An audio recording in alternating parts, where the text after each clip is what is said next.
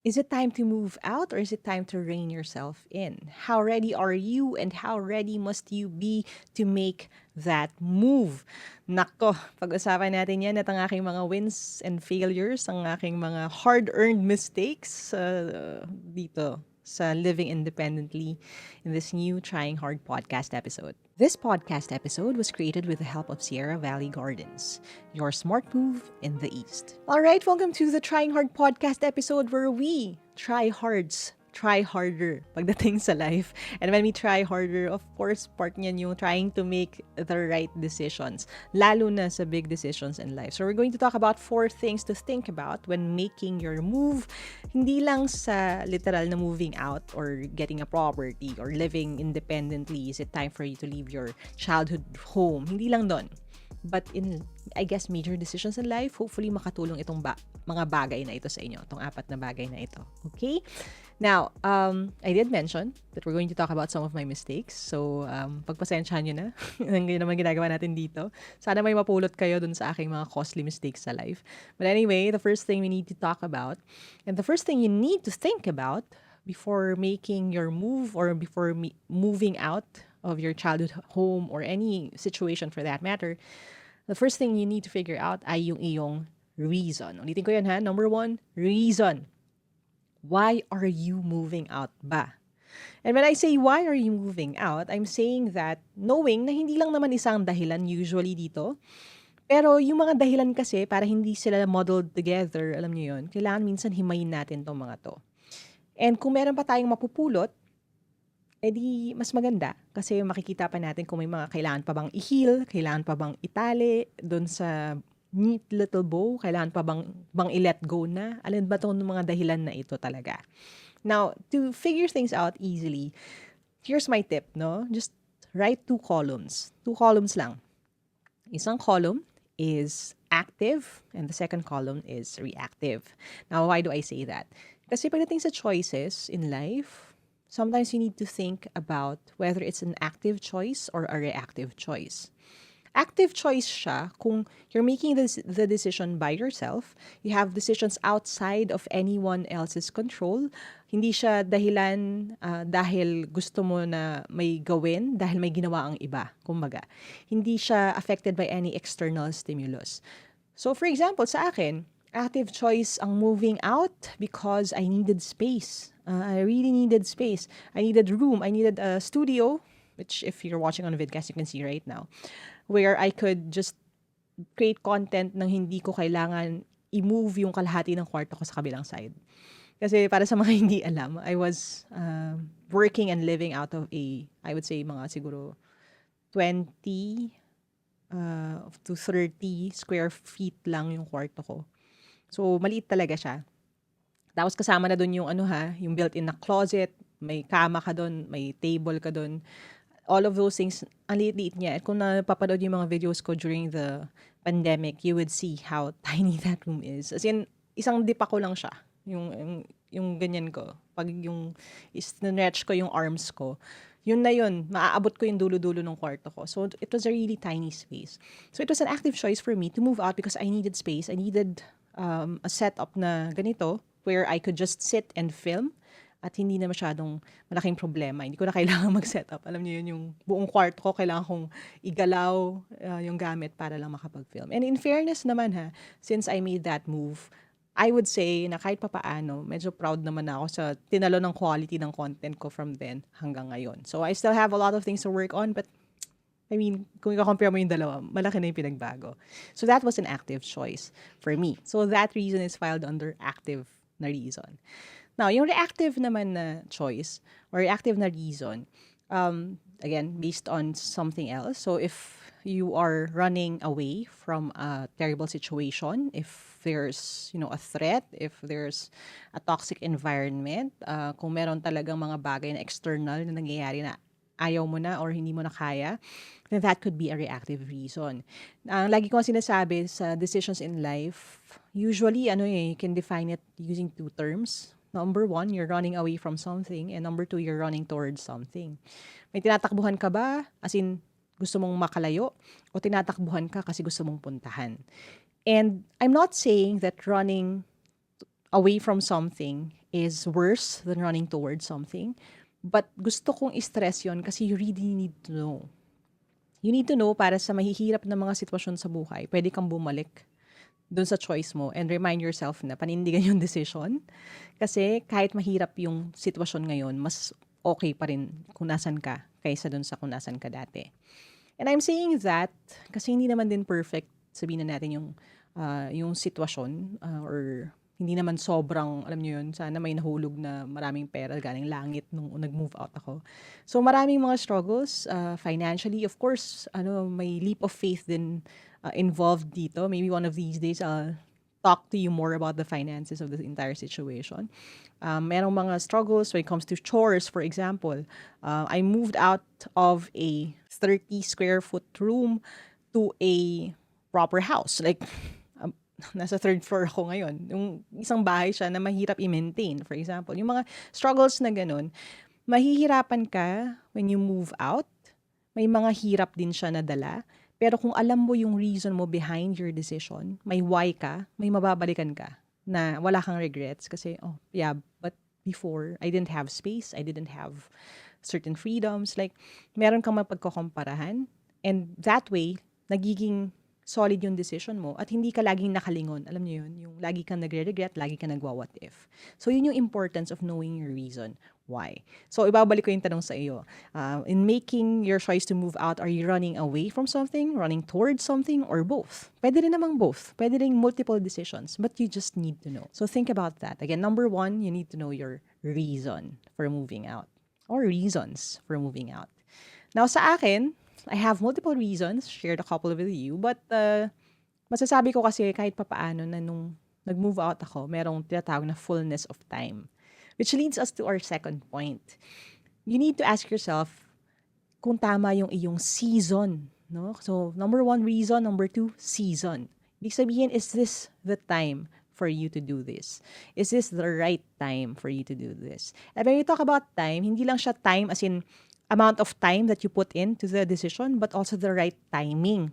Kaya nga fullness of time. Imagine yung bunga, 'di ba, na kumbaga kailangan mahinog siya sa puno. Ganun yung ideal situation when we make huge na life-changing decisions in life.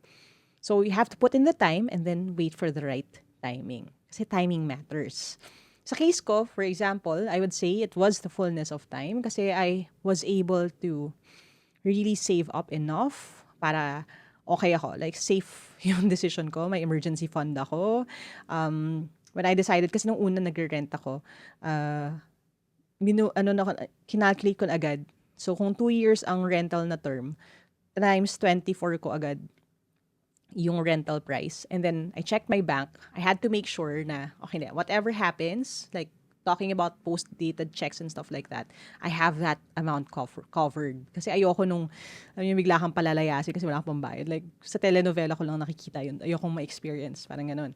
So, again, these are things that you need to think about when it comes to your season in life. But again, may mga reasons that outweigh that. So, depende na yan sa inyo kung ano yung kaya ninyong i-tolerate. But ang importante is that you have to think of time and timing as patience and perseverance. They go hand in hand. So, patience is about waiting. Perseverance is about, like, doing the work. Repetitive man yan, paulit-ulit man yan. Ganun yung conversation when it comes to our life seasons. Now, talking about patience and perseverance, there's another thing we need to talk about, which is you need to know kung anong klaseng moving out ba yung gagawin mo. Is this going to be a temporary thing? Is it going to be like a long-term thing? Maybe 5 to 10 years? Are you going to rent? Diba? Or are you going to buy? Or are you going to invest by getting a pre-selling unit pa? Now, these things, iba-iba yan. And iba-iba rin depende sa need. Sa case ko, may experience ako across those options. So, nagrent ako for a number of years. I bought a property, then, ng upfront, ibig sabihin, nakatayo na yung property, babayaran mo siya ng buo. Naranasan ko rin mag pre-selling. Now, ang beauty kasi ng pre-selling unit is, and this is something I did when I was, I would say 23-ish lang ako noon, 24. Basta medyo bata pa, starting out sa career. And I made that decision thinking na, okay, this is an investment kasi sa ngayon, I could, alam niyo, huhulog-hulog ka lang doon sa iyong property. And then by the time na ma-fully paid siya, it's a good thing to think of na meron akong fallback plan if in case I need to like move out ng mabilisan, meron akong pupuntahan, or I could rent it out, or I could sell it as an investment property. Now, I'm grateful kahit papaano dun sa aking younger self that I made that decision early kasi nung time na yon, di ba, hindi ko maiisip naman na magkaka-property ako by the time I would say I hit 30. Posible pala siyang mangyari. Buti na lang din, mas bata-bata ako nag-make ng decision.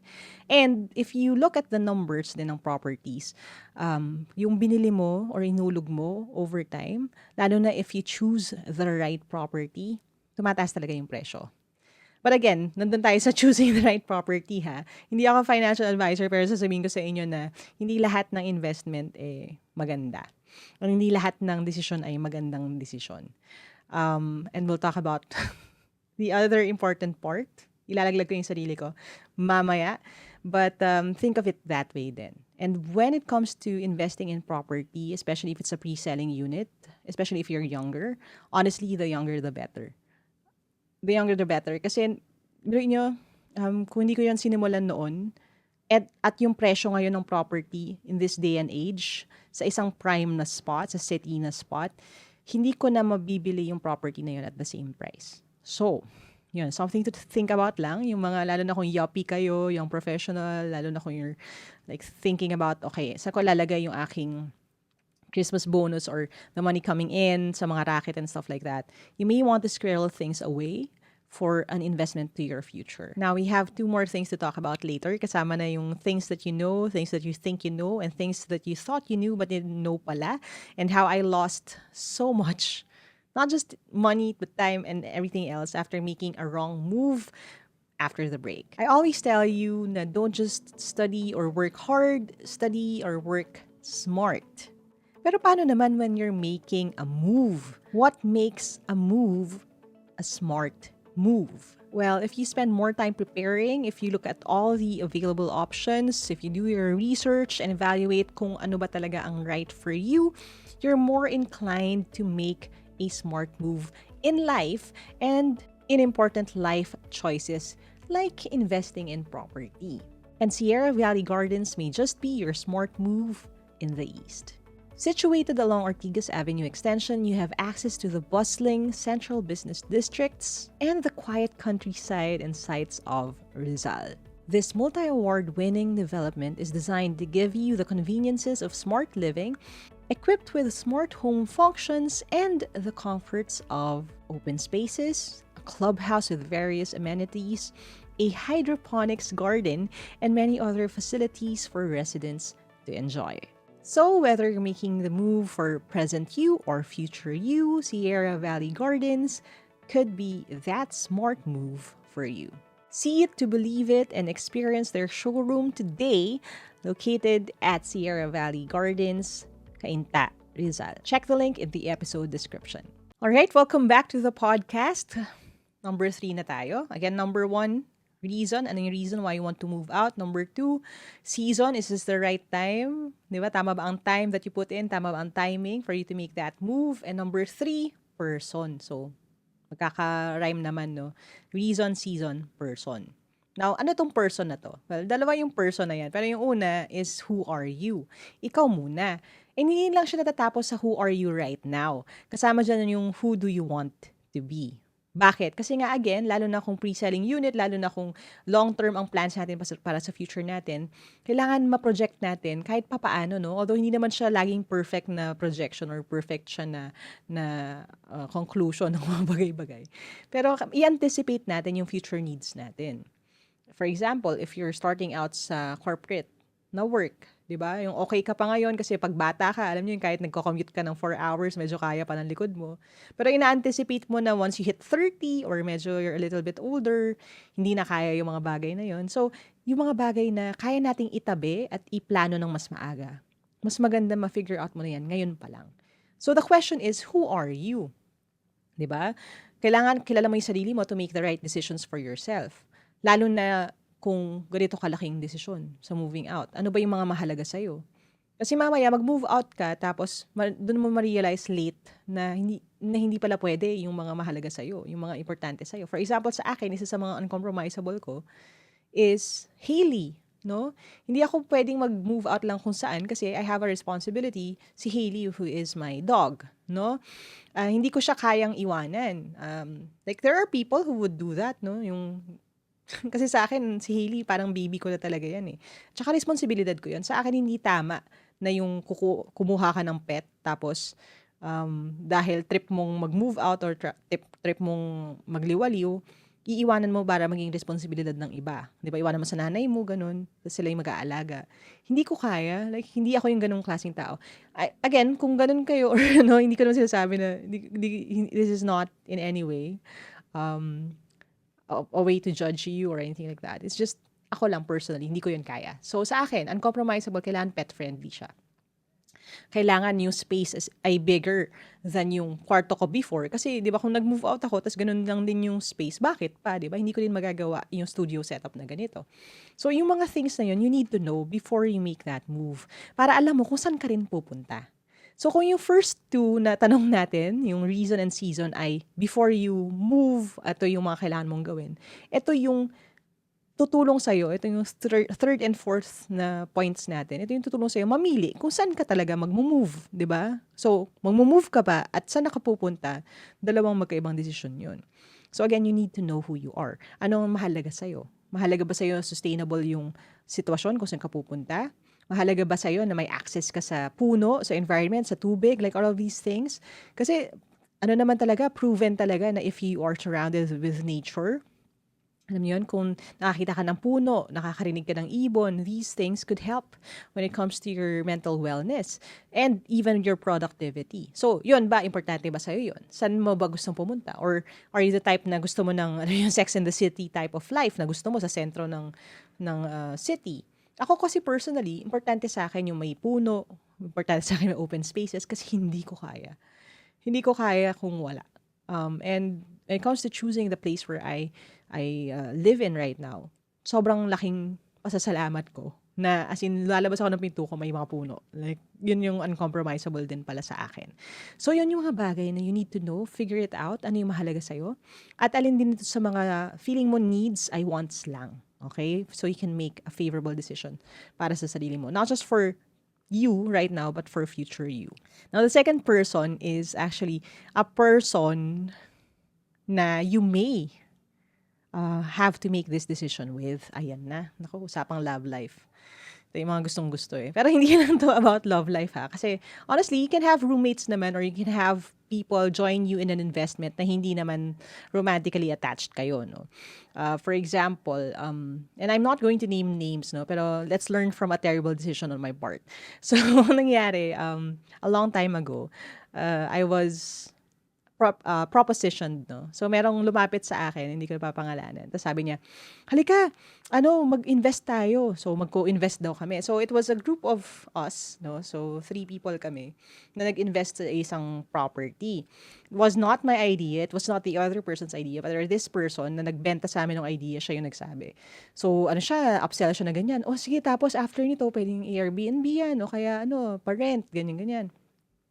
So, ako naman, dahil, okay, at that age, inisip ko, uy, magandang nga naman na mag-start na mag-invest. Kasi nga, pag pre-selling, mura pa siya. So, okay, fine. Na-sales stock naman ako. So, sige, oo, ako dyan. Tapos nung naghuhulog, like, everything was going well. Tapos nung mag-bulk payment na, in-approach ako ng same person. Tapos sabi niya, actually, hindi niya ako in-approach, pinatawag niya ako. Masuri naman ako naman yung pumunta. But anyway, sabi niya, paano na yan? Kailangan na bayaran ng buo. Pag niloan kasi namin, ganito mangyayari. So, nga naman, kasi pag loan sila sa bangko, may interest sa kanila. Sa akin kasi, at that point, kaya ko i-shoulder yung side ko, no? Kaya lang, hati kami. Kaya nga, again, importante to talk about yung people that you may want to jump into an investment with. So, ako, kaya ko yung share ko. Sila, hindi nila kaya yung share nila. Paano daw yun? So, inisip ko na lang, kaya ko namang paluwalan na yung share nila, abonohan ko muna, tapos sa akin na lang nila babayaran. Ang benefit nun sa kanila is walang interest kasi which is, again, not a very good decision on my part. Kasi kahit may inflation, sa akin, okay lang, bilang mabuting kaibigan, eh hindi na ako maniningil ng interes. O sige, ako na lang, tapos hulugan nyo na lang sa akin. Like, things were going well. The other person was very faithful naman sa payment and everything else. So we had, so ang dami-daming sakit ng ulo niyang proseso na yan sa akin. Only for, nung turnover na nung unit, the person who sales talked the two of us, kasi tatlo nga kami, yung dalawa kami, na-convince niya lang. Bigla siya nag-turn sa akin, tapos parang, ano nang gagawin? Parang ganon. Kasi apparently, sa utak niya, investment nga naman pala siya para sa kanya. Pero apparently, ang gusto niyang mangyari ay ako ang gagawa ng lahat. So, gusto niya ako yung mag-makeover ng unit, bumili ng furniture, iparent, ako yung mag-manage ng unit, kasi daw, di umano may full-time job siya. Tapos parang ako, may negosyo ko eh. Wala rin akong oras para dyan. So, itong mga bagay na ito, I could have saved myself a lot of heartbreak kung nakausap. Like, kung okay, kung aligned kami, kung chinek ko talaga, if itong person na to I'm jumping into an investment with, ay maayos. Maayos kausap. Nararamdaman ko na yun nung bayaran pa lang na may something wrong. Apparently, hanggang nung dulo, ganun pa rin. Yun. So, hindi lahat ng good ideas ay good ideas. Kasi may mga tao lang talaga na magaling mag-isip ng idea, pero sa execution, iiwanan ka nila sa ere. So, things to think about. If may jowa kayo ngayon na you're thinking of investing with, sure ka na ba dyan? Hindi ba kayo maghihiwalay? Kasi mamaya, pag-aawayan pa yan. Kung meron kang friend, di ba? Hanggang kailan yung friendship na yan? And can you truly live together?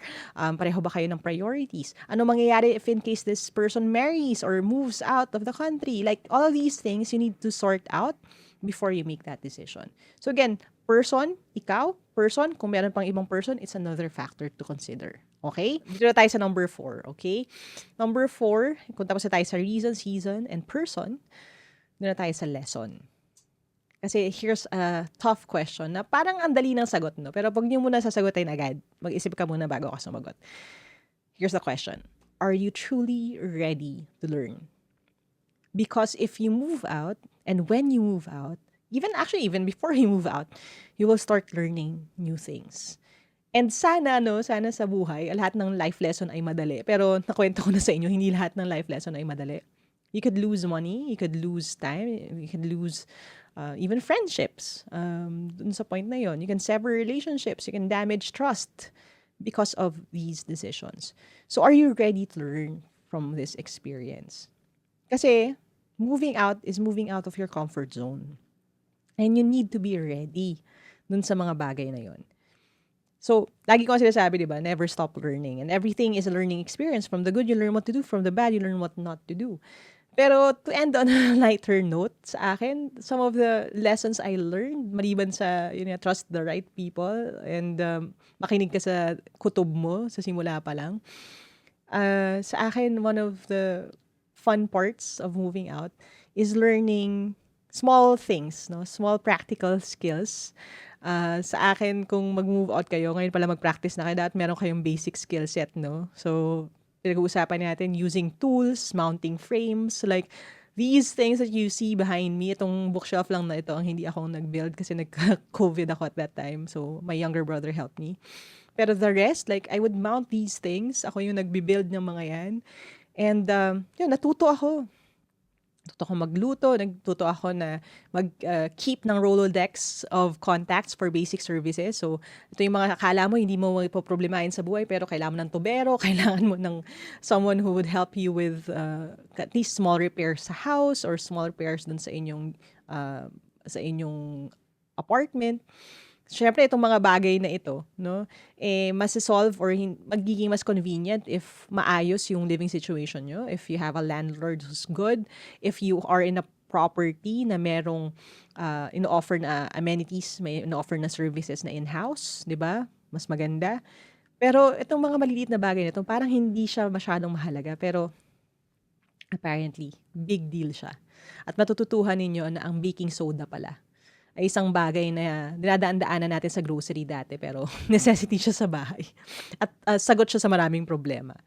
So, excited ako sa inyo. Excited ako for you to figure these things out. If you ever do, like, let me know some of your stories. Let me know sa comment section dito. What are some of the things that you learned about yourself and you learned about life or even practical tips since you moved out, if you've moved out already. And i-share natin yan dun sa mga mas bata pa na members ng ating Try Hard community. Now, speaking of learning more, let me just wrap it up like this. It's really important for you to learn more about yourself and more about the decisions you're making. Now, speaking of learning more, there's still more to learn about Sierra Valley Gardens, your smart move in the East. And again, thank you so much for helping me make this episode na hopefully may napulot naman kayong aral dito. Huwag nyo na akong tularan. So go and check out their website. The link is in the episode description of this podcast. Or even better, visit their showroom na. It's actually very accessible. I pass through that place. I even hang out sometimes sa coffee place dun sa mismong Sierra Valley Gardens na development. So, if you want to come by, swing by, you may even see me there. Lagi ako doon. May mga nakita na akong tryhards doon nung minsan. So, naging parang impromptu na chikan session doon sa coffee place na yon. So, magkita-kita tayo doon and visit their showroom, learn more about this, and think if this is indeed your smart move in the East. So that's it muna for now. As we always say sa podcast na ito, dream big, work hard, start now, and don't let those who call you a try hard keep you from actually trying hard. Tuloy lang tayo, and I'll talk to you next time.